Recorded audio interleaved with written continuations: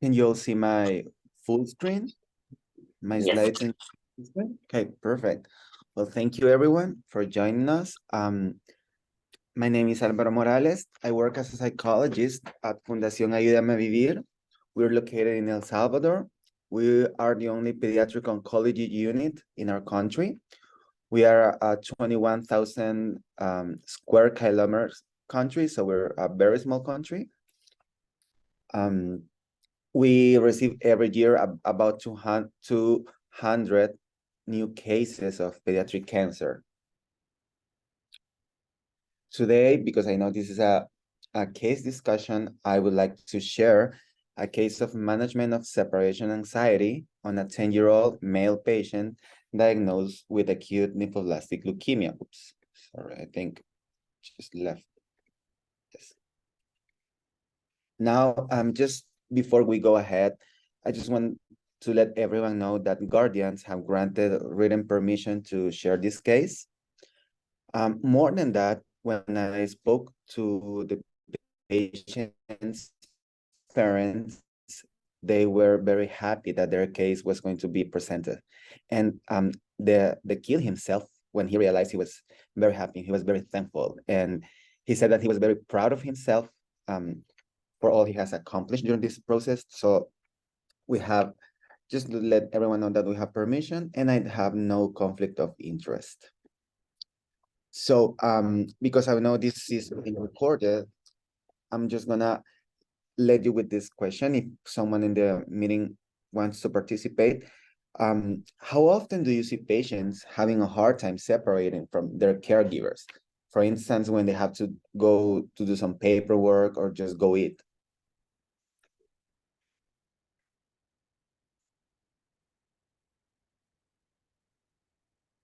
Okay, because I know this is being recorded, I'm just gonna let you think for a second your experiences with that. And let's dig in. So let me introduce you to F. This is how we're going to identify our patient today. He's a 10-year-old male patient. In March 2022, he was diagnosed with ALL. He got enrolled in the 2015 ALL Intermediate Risk Protocol. The AOPCA protocol is a regional protocol for ALL that it's being used in some Central and some Caribbean countries. He lives in a nuclear family. His dad is a bank executive. His mom had recently transitioned from being an entrepreneur to homemaker just some months before diagnosis. And this had a lot to do with the problem of separation anxiety he had, and that we're going to discuss today. He has an older brother who just graduated from high school 4 months before diagnosis. So F lived with had his brother all the time at school. And when he restarted school, his brother had just left for college. So it was like an adjustment for him. They are a Baptist family. They're very active in church. They have extended family that is present, and they have been playing an important role in his life. At the time of diagnosis, this was March last year, he was starting 3rd grade. When I met him, he described himself as playful, cute, important, brave, striving, loving, happy, and attached to his family. He's very talkative also, as you may imagine.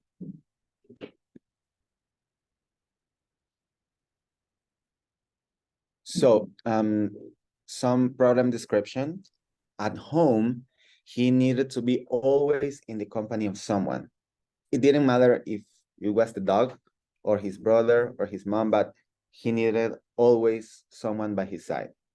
He was afraid of dark. He didn't like closed rooms and wouldn't sleep by himself. He needed his brother sleeping in the same room, or he will go to his parents' bed.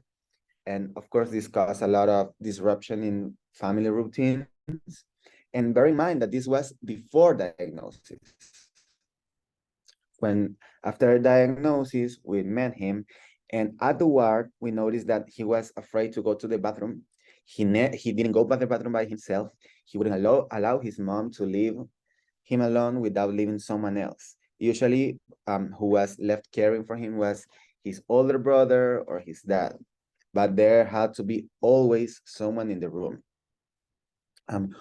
The few times he allowed his mother to leave, she couldn't take more than a few minutes or a few hours if he knew he was going to leave for a while without him always calling him crying. He verbally expressed that he had fear of something bad happening to her or to him. His physiological response was headache, relentlessness, and and we consulted with the psychiatrician, and he had separation anxiety disorder. We agreed with this diagnosis, and we learned that he had symptomatic insight of the problem. So the medical recommendation was that we provided cognitive behavioral management. They didn't recommend medication for this case, and we agree with that recommendation. So just think for a second, what are the most common behaviors that patients exhibit when they experience separation anxiety? Maybe some of the behaviors you heard about on the last slide are one of those. Now let's take a look at the problem history. I think this is very interesting. There's a history of negligent care by his sitter. By mother's report, we learned that he was frequently hitting the abdominal area as a way to make a disciplinary engagement. He was on the care by someone who was trusted by the family. And on one occasion, when his dad left later than usual and his mother was outside, he noticed how anxious he was for his mother. And days later, the sitter disappeared. When they learned that there was something going on, when she learned that there was something going on, she just left. She never picked her phone again, and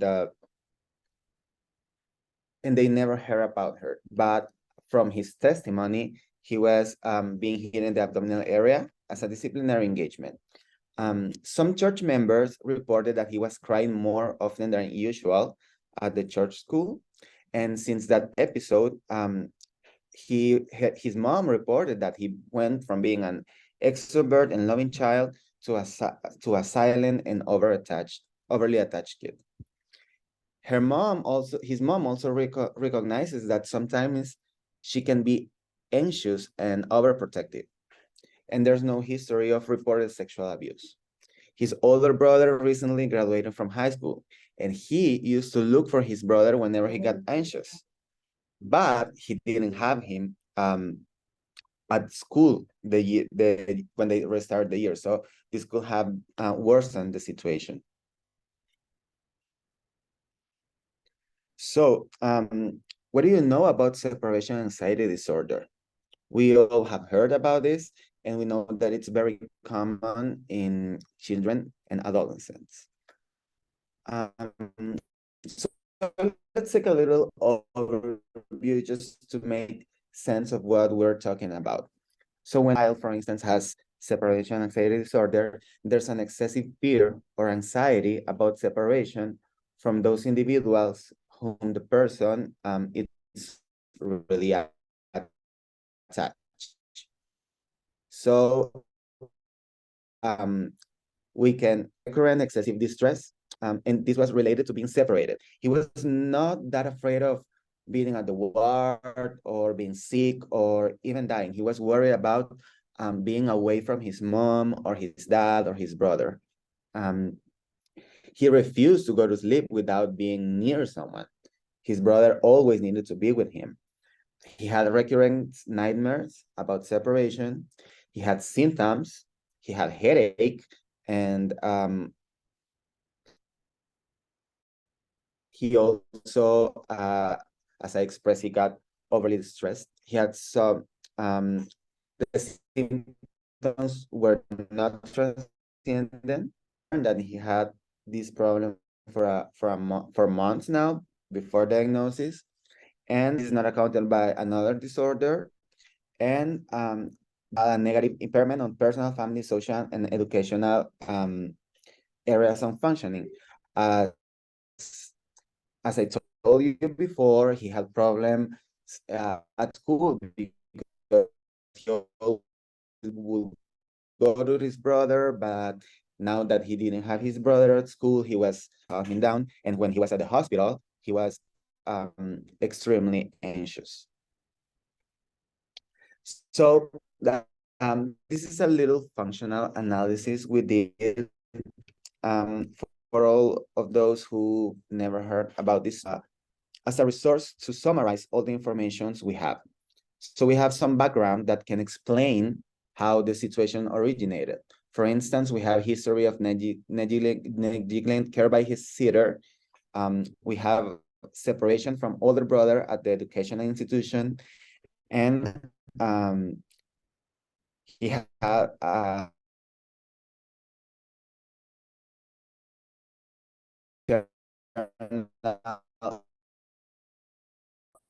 overly protective style, which can work together to assert. He was going through, he had high doses of prednisone, and he was diagnosed with separation anxiety disorder. So whenever he was being left alone, he will have a self-dialogue telling himself something wrong is going to happen to her, or she's going to leave me. He had headache, and he got very relentless. The main emotion he experienced was fear, and his behavioral response was withdrawal, crying, and requesting company. So this, of course, generated an environmental reaction, especially in his family. So they remain at the cubicle, they organize family schedule to fit his needs, and they will take turns not to leave him alone as a containment attempt. Of course, this took a toll on the families because there always had to be someone there, and they would have to be very strict with the schedules. His mom emotional response was a lot of anxiety. So there were some consequences after this, of course. By having someone in the room all the time, yes, that provided him a sense of security, which reduced physiological, cognitive, and emotional distress. This was a much needed sense of security since he was just recently diagnosed with leukemia. He was just going through induction phase. But the catch with this was that this prevented him from having the opportunity nurses, that there were doctors, that there were CLS ready to take care of him, and that he was at a safe place, and that if he was left alone for a while, most likely nothing will happen. And not being able to be alone for more than a few minutes demanded additional efforts from his mother and other family members. There was an occasion where his mom had to wait several minutes to be able to go to the bathroom before his brother came back to the room. At our unit, there can be only one care provider in the room at the time. So we set some interventional objectives that were important both for the family and for us. And when we set these objectives, we were thinking, okay, this kid has separation anxiety, which is a clinical problem by itself, and he's a pediatric oncology setting, and he needs to adapt to his new reality. So the following objectives, we discussed them with him, with the families, among the team, and we said that when the first objective was going to be to allow his mom to perform basic routines by being able to stay in the room by himself. Then we needed him to experience a sense of security at the pediatric oncology ward. We needed to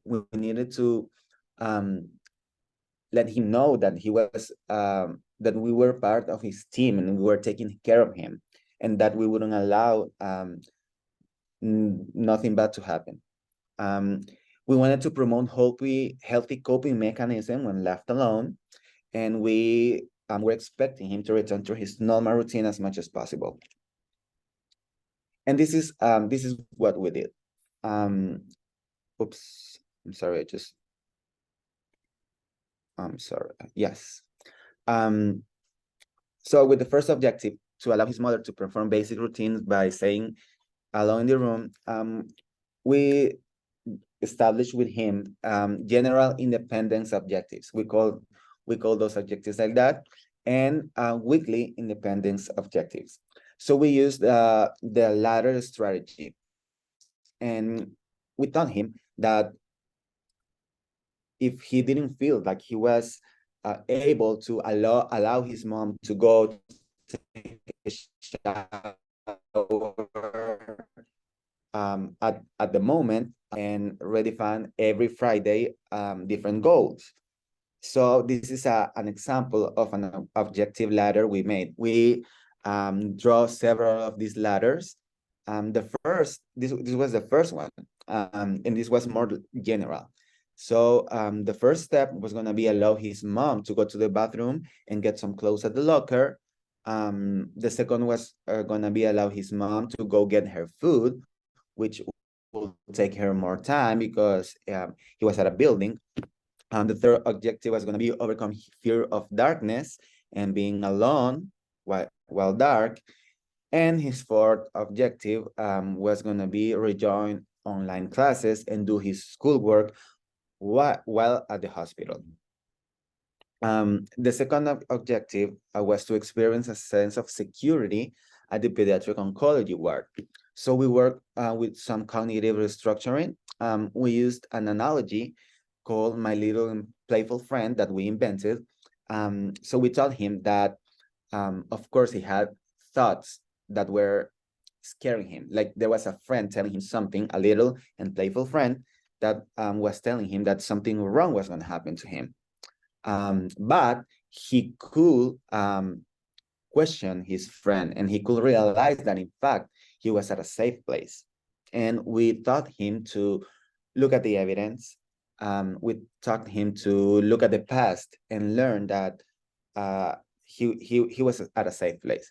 We did some behavioral experiments as well, and we took a walk around the unit with his mom, of course, and a psychologist, because we wanted to promote also a healthy coping mechanism when he was being left alone.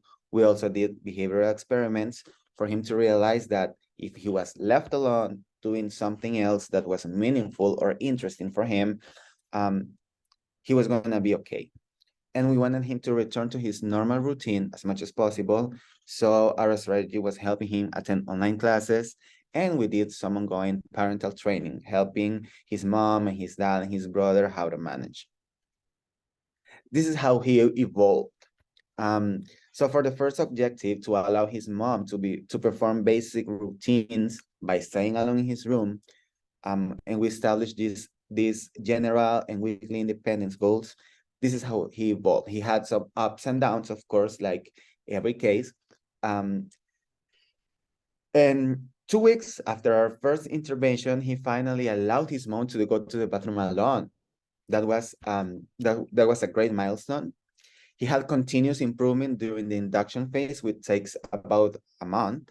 He stayed alone in his room. He allowed his mom to go to the bathroom, get clothes, and even eat outside.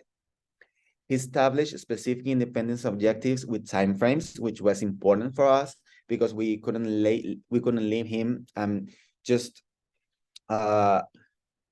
setting a goal without a deadline. And he even made new friends at the service. There were some downs, of course. Not always wanted to set new goals.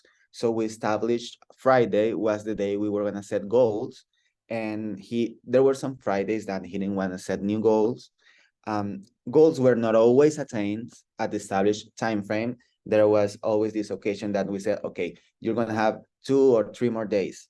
And 7 months after diagnosis, his mom traveled abroad, and he got very attached to his older brother, and he was very, very distressed. He had some regressive episodes that were highly arousing, of course. But in general, he evolved well. Now he doesn't have problem by being left alone. We also agreed that he needed to experience a sense of security at the pediatric oncology ward. And we did some cognitive restructuring, some behavioral experiments, and we did a walk around the unit. So his apps where he accepted to take a walk through the service. He even visited during induction phase the playroom and stayed inside, but he had his mom waiting outside, but this was an improvement for us. He identified and tested intrusive thoughts related to something happening to him and his mom. And the reason was always, okay, so mom left, right? Yes. And did something bad happen to her? No, she just went to the bathroom. Okay, and did something wrong happen to you? No. Did something went through your mind? Oh yes. And what did it say? Your little and playful friend? Oh, that I was being left alone. Oh, and what you did? So I took a look around and I realized that there was a nurse there. So if I needed something, I could just call her. He developed in later dates a great relationship with the child life specialist, with team members and volunteers. And he recognized that his mother being away does not equal to risk.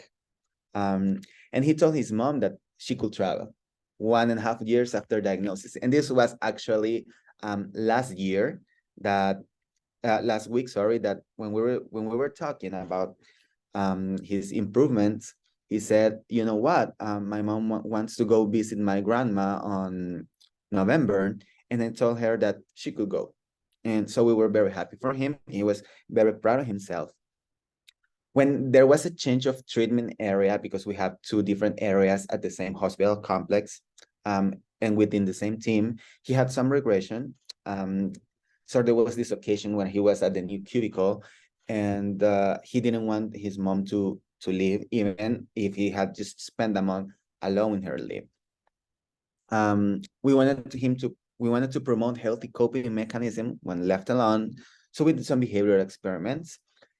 He's switching from depending on family members. So at first, his brother or his dad would have to stay at the cubicle. Then he could just call his grandmother, but of course, this will disrupt her schedule. And then he just switched to his phone, to watch some videos or just to play, and it worked.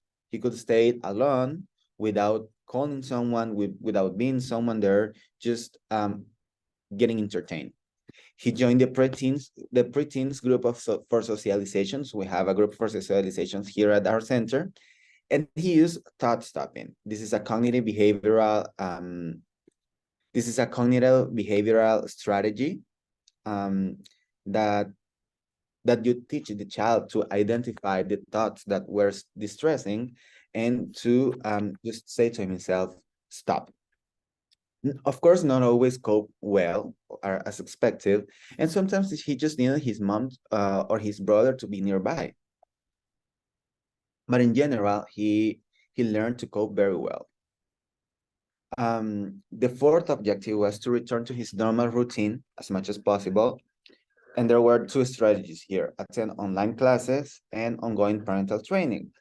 So he returned to school the following year. He agreed to repeat third grade due to lag, because he had just attended 2 or 3 months when he got diagnosed. So, and the school year here is 10 months. So he was out of school for 10 months. So for 7 months. So he knew that he couldn't catch up with his classmates. So he agreed to repeat, and it was great. He continues to establish friendships at school. He attempted to gradually say more hours at school after the first day, because on the first day, his mom left him at school, and the teacher called her about an hour into the day and told her that he was so distressed that she should pick him up. She went to pick him up, and she took him home. But he had been gradually staying more hours. Right now, he's attending the full school day. His mother has stated that he's more ongoing and playful. He has even attempted to test limits. And I had a teacher who said, a child that wants to test limits is a child who feels safe. Of course, with parental training, we taught her mother and her brother and his dad, sorry, we taught them how to manage limits. He participates in church, and he states that he's proud of himself. He barely attended online classes last year. This was a catch. And the first day of school, as I told you, his teachers called his mom and said, you know what, you have to pick him up. He had some recent regressive episodes, especially when his grandma came from the US to pay a visit. And there were some other regressive episodes. Every time it's less frequent. So every time I have the chance to talk with him or his mom, I always learn that, in fact, he's doing much, much better, and he's just coping better. He's using his cognitive strategies. He's using his thought stopping. He's identifying and questioning his own thoughts. So we're very happy with his outcomes. And if you were in our place, what will be your intervention objectives, and what will be your management strategy, given the clinical features and the context? Because he had a clinical situation, a clinical diagnosis, but he was at a pediatric oncology unit. And as psychologists, we see a lot of separation anxiety in the therapy room. But there's a difference between seeing a kid with separation anxiety at the therapy room and at a pediatric oncology ward, because there are some features that you can have and some others that you cannot have. So this case, for me, and this is just my personal reflection, lies in the middle of the realms of clinical psychology and psycho-oncology or psychosocial oncology. For instance, separation anxiety, we know that has variable etiology and most related to personal history. So we know that he had a personal history of negligent care. We know that he had a personal history of his brother leaving the school. And in the case of psychosocial oncology, we know that separation anxiety can be more related to the kid's new reality and is a part of the new normal process of adaptation. But in the case of clinical psychology, or how clinicians, we used to manage this from a psychotherapy framing. We have 1 hour weekly sessions along with the patients. We have meeting with guardians. We speak with the teachers. We talk with other meaningful adults. But at the pediatric oncology unit, and we do this in different dates. At the pediatric oncology unit, we have the patient in the room. We have his father. We have his brother. We have his mom. So we have the discussion all together. And we have shorter and more frequent encounters with caregiver and patient. So we have 3 encounters a week. So instead of having a 1 hour therapy session, we have shorter, like 45 minutes encounters, sometimes even more when we were called. So this is an important distinction, because sometimes we believe that we need a therapy room, or we need or we need to establish a psychotherapy framing, and it's not necessary. You need the tools, especially if you don't have a room for psychotherapy. Clinical psychology, of course, is a problem-focused intervention, while in psycho-oncology, we focus on the whole cancer experience and the phenomena. Sorry, there wasn't some word in Spanish there. Clinical psychology lays on short-term interventions up to 16 sessions, while in psycho-oncology, we are with the families. We have ongoing contact with the family. So we are with this family for years if necessary. So these differences are important, because we can help these patients without having the need to send them somewhere else. But we need to understand that our framing is going to be different.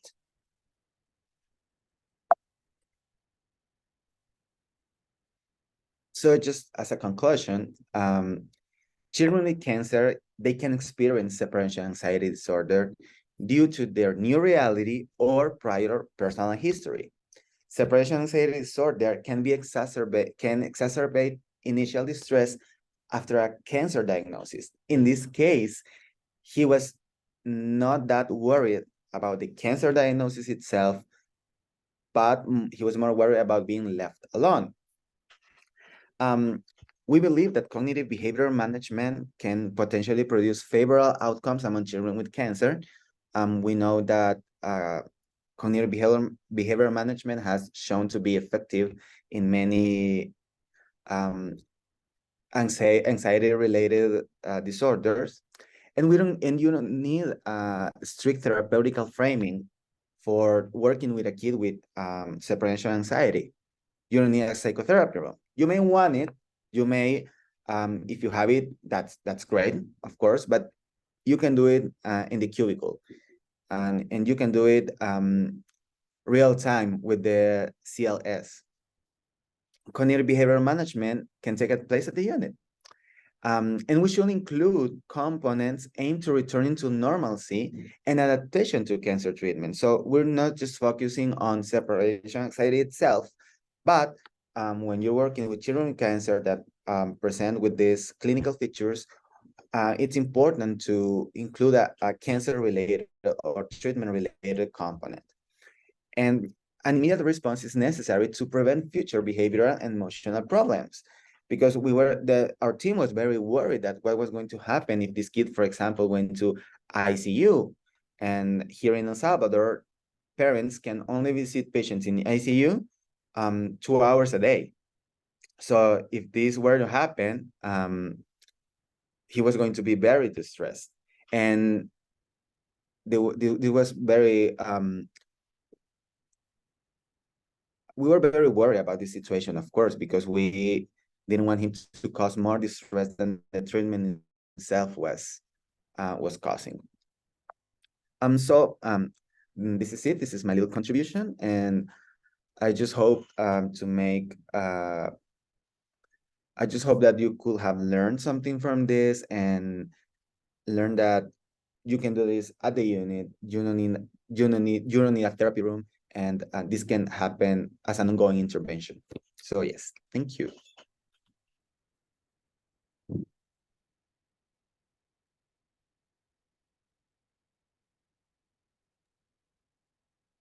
Thank you so much.